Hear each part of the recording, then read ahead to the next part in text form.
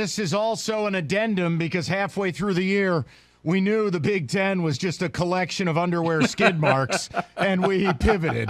So, yeah, this is what used to be the Big Ten power rank. Yeah, I was like, Mike, you mind? Because it really is just Ohio State, Michigan, and everybody else. So he's like, yeah, let's do that. You know what? Let's just get this one out the way.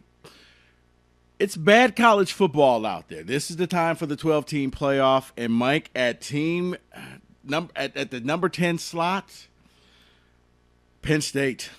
I got Penn State 9-2. They got Michigan State coming up. Hey, Reason really? being, ready? Who's their big win? Yeah. No, seriously, answer my question. Who's the big no, win? I'm saying, yeah, that team. Yeah, they Auburn, really who fired their coach. That's their signature win. And then they played pleasure pillow to the only two good teams in the Big Ten. Talk about a fake resume. Congratulations. James Franklin, you've done it again. You maestro, you. Yeah, but, I mean, the fact is that everybody else lost and they won, even though they beat up on a god-awful Rutgers team. Great. At number 9, let's head out to the West Coast, the University of Oregon. I got Oregon sitting there at 9. They have Oregon State, their in-state rival, coming up this weekend. Down in Corvallis, Civil War. Here's the thing to look for there. Bo Nix played last week, wasn't supposed to, and I don't know that he should have. He looked ragged. He did not have his mobility. If he doesn't have his legs this weekend, you don't want to be going against the Beaver defense, which, by the way, is top 30 nationally and top of the Pac-12. But Oregon, yeah, you can put him there. But Bo Nix, keep your eye there. He's hurt, man. Yeah, I was expecting a better game out of Bo Nix because he was at home. Did not get that. Mike, fresh off of their cupcake gang, the team that just won't go away.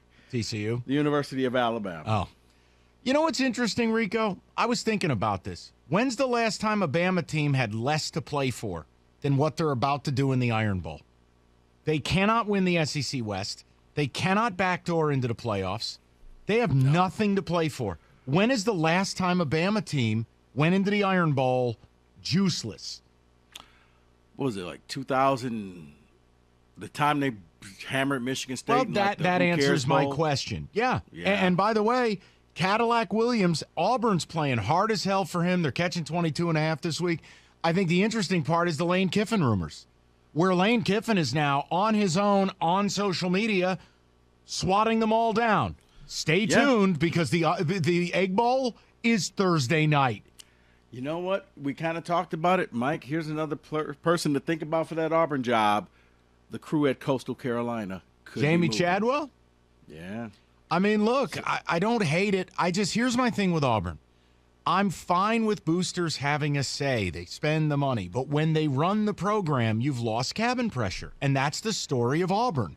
Whatever they do, they got to stick with. You're never going to be able to build it to catch Bama if you keep doing this. Right, but you have to remember, there's no pro team in that state. So you're going up against the best. Like any other place you go, you're like, okay, if you go to USC, you got to deal with UCLA, whatever.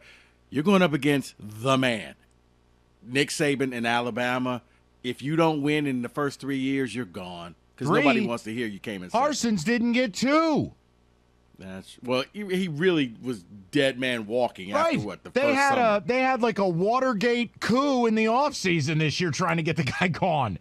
Yeah. That's Auburn football, people. Go ahead. All right. At number 7, and still with a shot at the Final Four slot of the college football playoffs, the Clemson Tigers.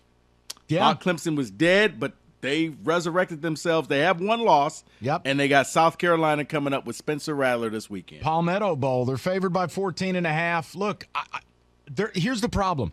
Rico, and I would defer to you. They get the best players in America, but they are woefully slow on offense. You know, Shipley's Uiagalelei runs, but it's not graceful. They have no wide receivers to speak of. That's what concerns me. And I do think that Klubnik should be the quarterback.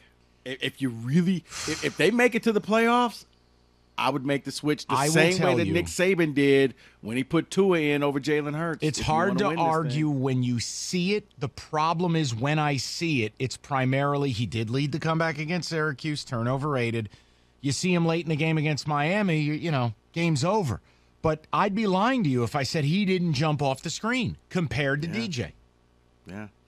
At number 6, back to the West Coast, Pac-12 favorite, the USC Trojans, after the game where there was not a lot of defense, so they beat UCLA, and now they get Notre Dame coming up, and Notre Dame's going to probably be a top 15 ranked team tonight. Yeah, and look, obviously it's not a gambling segment. I like Notre Dame with the points. I think it's hard to follow up an emotional game. Players are in tears. You got Caleb swinging the sword all over the place.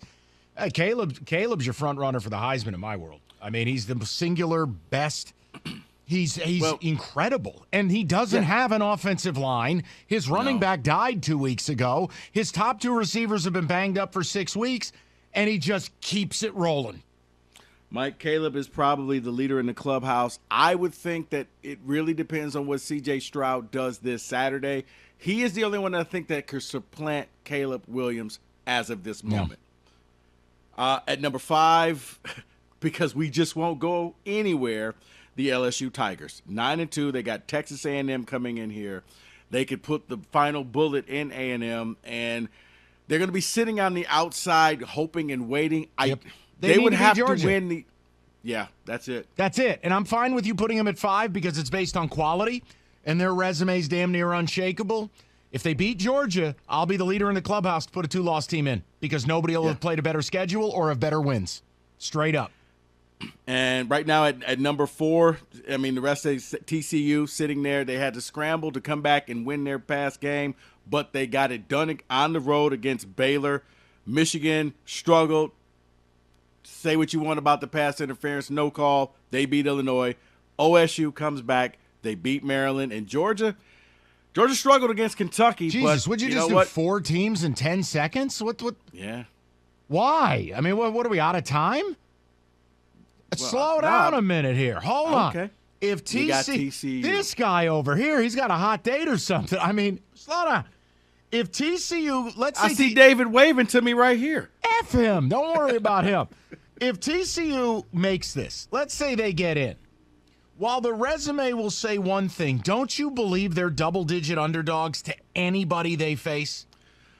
Yes, TCU is gonna, because they're the team that nobody wants in there, Mike, and I think that's what they're winning out of spite because they know we crashed the party and everybody's looking at us because we're new money and they're all old money. TCU would be the number. They would end up playing the winner of the Michigan-Ohio State game in the first round of the playoffs. But I can't sit here and say they would be double-digit underdogs to either one of those teams. Fine, 9.5. All right, 2 and 3. We know Michigan, the showdown. Losers out, right? Yes. Well, Michigan is out if they lose. Ohio State would need some things to happen because Notre Dame could help them out, especially if Notre Dame goes and beats USC. Okay. Ohio State. Yeah. Let me say for the record, I disagree. I'd throw them both in the garbage if they lose, but I get your point. And then number 1 is Georgia. And Georgia's the one team in America that can afford to lose the SEC title game, right? They'd still Georgia's get in. Georgia has Georgia Tech this week. Georgia, the only thing that would change with Georgia is whether they wear their red jerseys or white jerseys. Or whether Kirby Smart calls a passing play. Yeah. Sorry. That was a hard watch against Kentucky. All right. Rico, we need to be thorough in our investigation of these rankings. That is the rankings as Rico sees it. By the way, you guys want to bust his chops? He's basically nailed what the committee does.